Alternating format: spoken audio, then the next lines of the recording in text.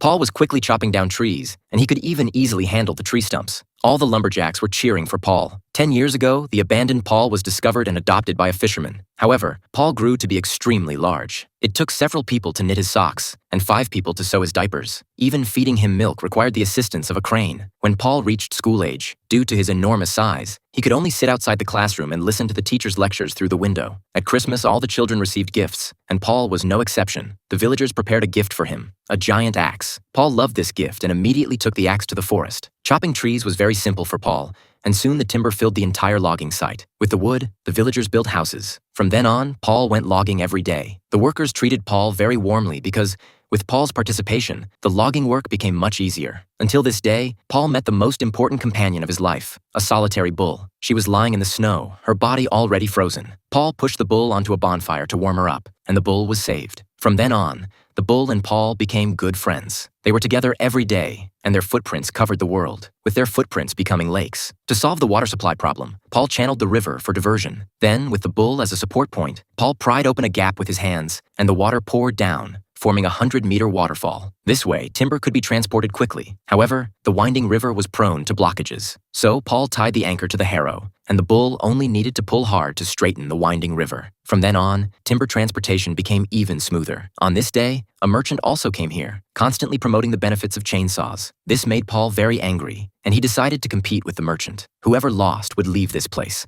After the starting gun, the giant and the merchant's logging competition officially began. The two sides were evenly matched, and the speed of their hands became faster and faster. The merchant's timber was transported by train, while Paul cooperated with the bull. The residents were all cheering for Paul. After the competition, the referee measured Paul's timber. Paul thought he had won, but the merchant's timber turned out to be more than his. The merchant won the victory, and Paul also kept his promise and left the small town.